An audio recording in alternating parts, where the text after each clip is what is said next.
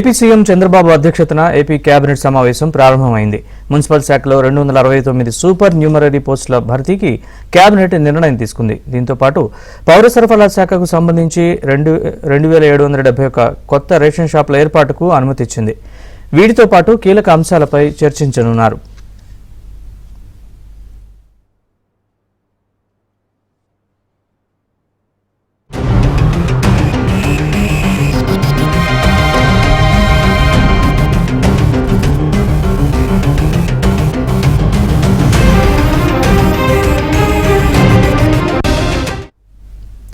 AP మంత్రివర్గ సమావేశం ప్రారంభమైంది. ఈ అంశానికి సంబంధించిన పూర్తి అప్డేట్స్ మా ప్రతినిధి సత్య లైవ్ లో మనకు అందిస్తారు.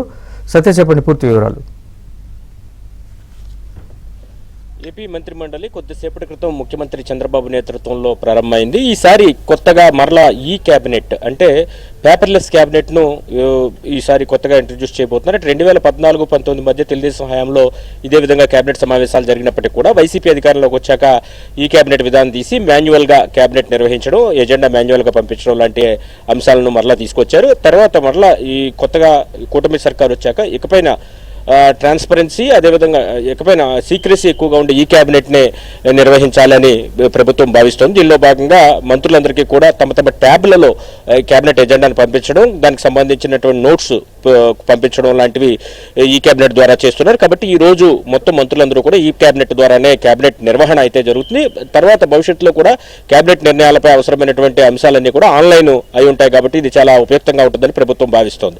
మరోవైపు ఈ రోజు క్యాబినెట్ సమావేశంలో పలు కీలక నిర్ణయాలు అయితే తీసుకున్న పరిస్థితి అయితే ఉంది. ముఖ్యంగా 269 ఎక్స్ట్రా మ్యూరల్ కేటగిరీలో పోస్టులను అదనంగా సృష్టించి మున్సిపల్ శాఖలో ఇవ్వబోతున్నారు. 2771 కొత్త రేషన్ షాపులు అంటే రేషన్ షాపులను కొత్తగా ఆమోదం తెలపబోతున్నారు. మొత్తం 14 అంశాలు ప్రధాన ఎజెండాగా ఈరోజు కేబినెట్ సమావేశం అయితే జరగబోతోంది. పౌర సరఫరాలు, రెవెన్యూ, మున్సిపల్, అదేవిధంగా GAD, industries and commerce, planning, irrigation శాఖలకు సంబంధించినటువంటి పలు కీలక నిర్ణయాలు ఈరోజు తీసుకోబోతున్నారు. ముఖ్యంగా ఎక్సైజ్ శాఖకు సంబంధించి, అదేవిధంగా ఇసుకకు సంబంధించి అంటే కూడా చర్చ జరిగే అవకాశాలు ఉన్నట్టు, మైన్స్కి సంబంధించి కూడా చర్చ జరిగే అవకాశాలు ఉన్నట్టుగా కనిపిస్తున్న పరిస్థితి అయితే ఉంది. మరోవైపు ఈ రోజు కేబినెట్ సమావేశంలో ముఖ్యంగా ఇరిగేషన్ శాఖకు సంబంధించి గత ప్రభుత్వ హయాంలో తీసుకొచ్చినటువంటి రివర్స్ టెండరింగ్ విధానాన్ని రద్దు చేస్తూ, అదే సమయంలో సాంప్రదాయ టెండరింగ్ విధానాన్ని తిరిగి పునరుద్ధరిస్తూ కూడా ఈరోజు కేబినెట్లో నిర్ణయం తీసుకోబోతున్నారు. సాగునీటి సంఘాల ఎన్నికలను 90 రోజుల్లోగా పూర్తి చేసి సాగునీటి సంఘాలన్నిటి కూడా ఎన్నికలు నిర్వహించాలని భావిస్తున్నారు. కొత్తగా ఆయకట్టు స్థిరీకరణ జరిగిన ప్రాంతాల్లో కూడా సాగునీటి సంఘాలకు ఎన్నికలు నిర్వహించాలని కూడా కేబినెట్లో ఈరోజు ఆమోద ముద్ర వేసే అవకాశం ఉంది.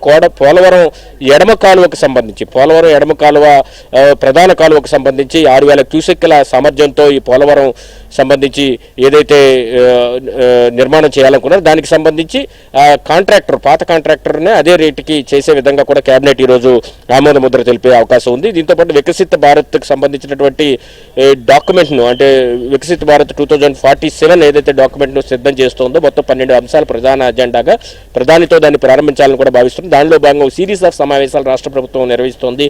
దానిలో భాగంగా అటు నీతి ఆయోగ్ సభ్యులు కూడా సమావేశాల్లో పాల్గొంటున్నారు. నిన్న కూడా ఈ సమావేశం జరిగింది. ఈ విధంగా ఈ సమావేశాలకు సంబంధించి కూడా మంత్రులకు ముఖ్యమంత్రి వివరించడంతో పాటు మంత్రుల సూచనలు, సలహాలు కూడా తీసుకోవడం నిర్ణయించారు. అదేవిధంగా పాలనలో ముఖ్యంగా మ్యాక్రో లెవెల్ నుంచి మైక్రో లెవెల్ కంటే స్థూల స్థాయి నుంచి సూక్ష్మ స్థాయి వరకు కూడా పాలన తీసుకువెళ్లాలని నిర్ణయించారు. దీనిలో భాగంగా వికసిత్ ఆంధ్రప్రదేశ్ తరహాలోనే వికసిత్ ఏ జిల్లా అయితే ఆ జిల్లాకు సంబంధించి కూడా ప్రత్యేకమైనటువంటి ప్రణాళికలు సిద్ధం చేయాలని కూడా భావించిన పరిస్థితి. దాని మీద కూడా ఈరోజు కేబినెట్లో చర్చ జరిగే అవకాశం ఉంది. ముఖ్యంగా ఎక్సైజ్, అదేవిధంగా గ్రామ వార్డు సచివాలయాల పునర్వ్యవస్థీకరణకు కూడా సంబంధించి ఈరోజు కేబినెట్లో చర్చ జరిగే అవకాశం ఉన్నట్టుగా తెలుస్తుంది. ముఖ్యంగా గ్రామ వార్డు సచివాలయాలు అదనంగా ఉన్నటువంటి ఉద్యోగులు ఎవరైతే ఉన్నారో వాళ్ళని పేరెంట్ డిపార్ట్మెంట్లకు అటాచ్ చేయాలని గతంలోనే చర్చ జరుగుతోంది. దానికి సంబంధించి కూడా ఈరోజు కేబినెట్లో చర్చకు వచ్చే అవకాశం ఉంది.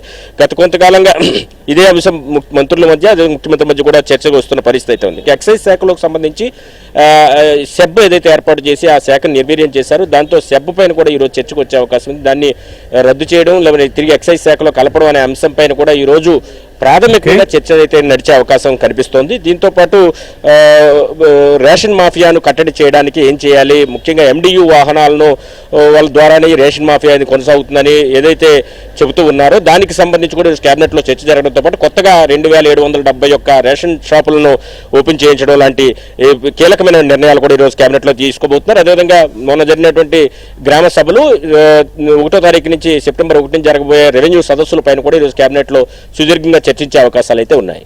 Right, thanks for the updates.